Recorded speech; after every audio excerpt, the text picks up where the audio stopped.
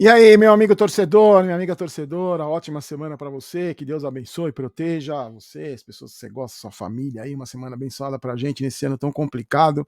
Hoje quero falar com vocês sobre Campeonato Brasileiro, Série A, Série B, sobre chances de cada um e principalmente queria muito saber a sua opinião sobre o que aconteceu no Grenal do Clássico lá no Rio Grande do Sul, com a vitória do Internacional e que está encaminhando fortemente o Grêmio para a zona de rebaixamento.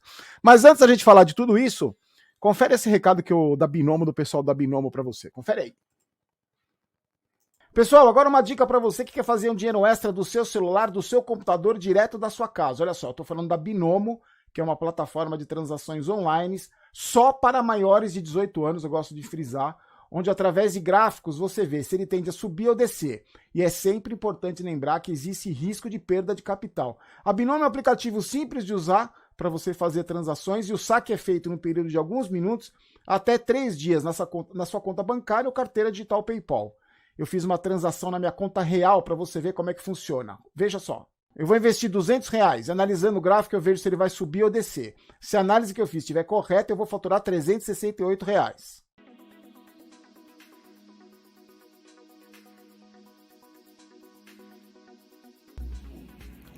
E olha só, minha análise estava certa e eu faturei R$ 368.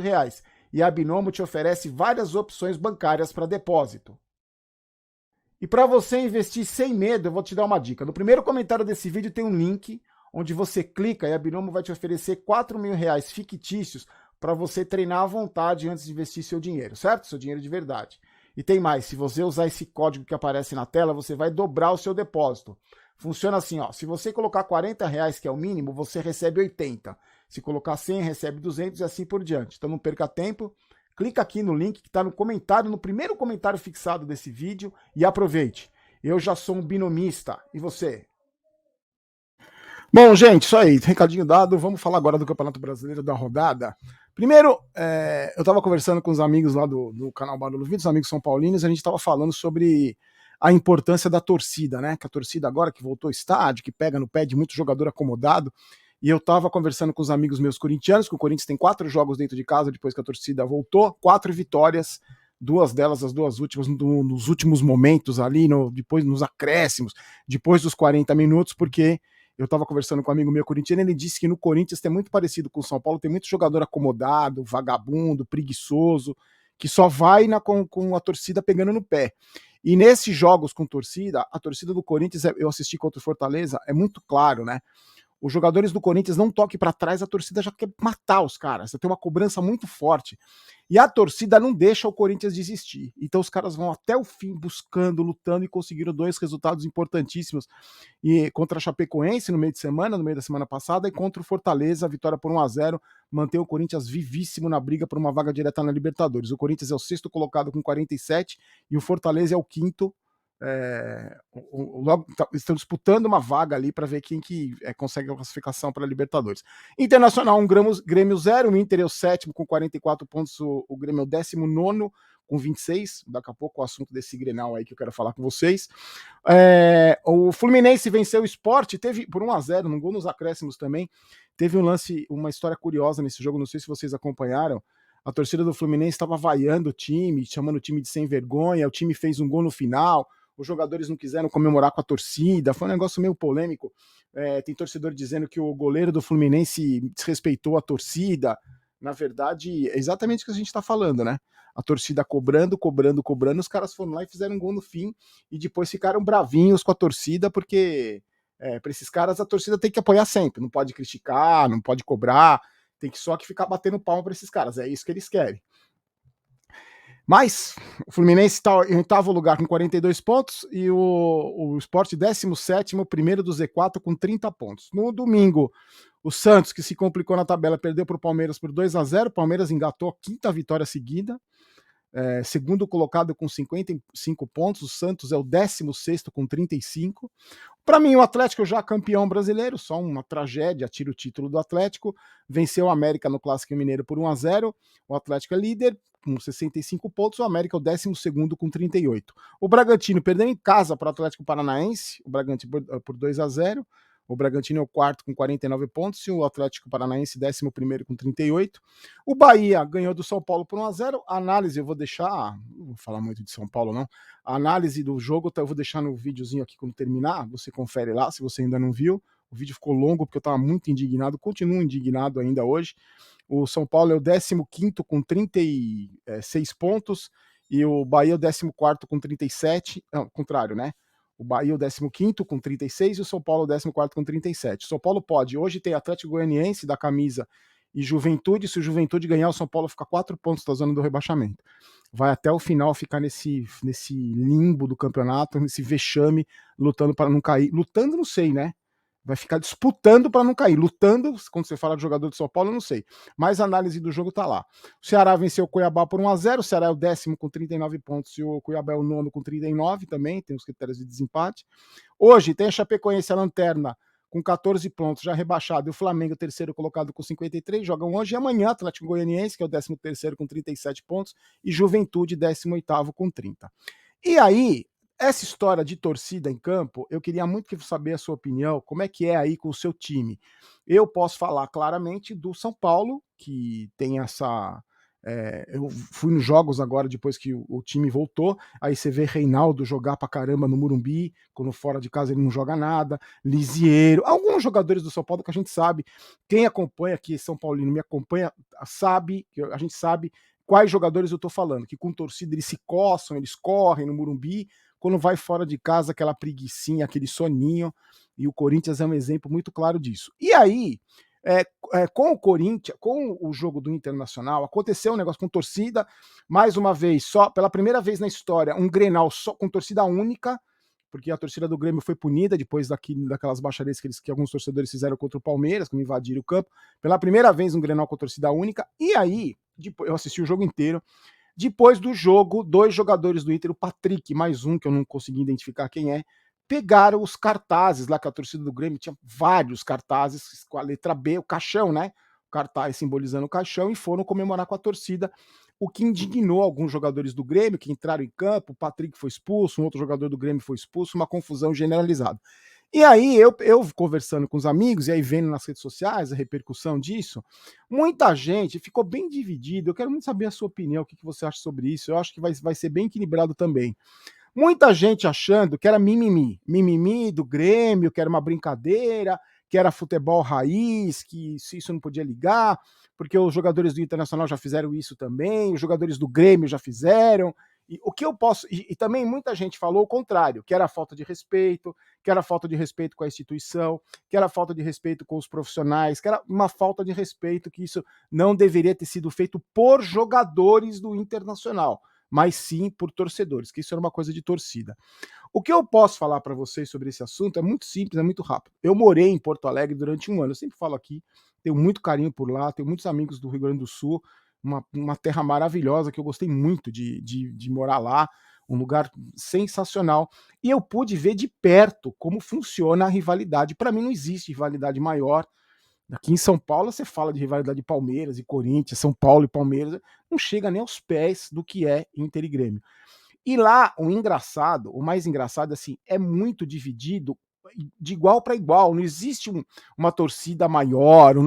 Eu lembro que eu trabalhava na TV Record, a gente ia almoçar, por exemplo, na churrascaria, tinha uma mesa com 10 pessoas, eram 5 gremistas e 5 colorados. Não é assim, 9 gremistas e 1 colorado. E era uma briga, uma rivalidade claro, né, com amigos de trabalho, ali era uma outra relação, mas eu lembro que eu contei essa história aqui já uma vez no vídeo para vocês. Tinha um casal de amigos, eles tinham um filhinho pequeno, um menininho pequenininho, a família toda gremista. E esse menino chegou pro pai, pra mãe, porque ele tinha um primo que era colorado. E ele chegou pra mim e falou assim, acho que ele tinha 3 anos, eu acho 4 anos, moleque muito criança. Ele falou assim, mãe, eu vou torcer pro Colorado, porque o meu primo é colorado, tal, não quero mais torcer pro Grêmio. A mãe dele falou assim, tá bom, pode torcer pro Grêmio, pro Colorado, filho. Você vai morar onde? Pro moleque de 5, 3, 4 anos de idade.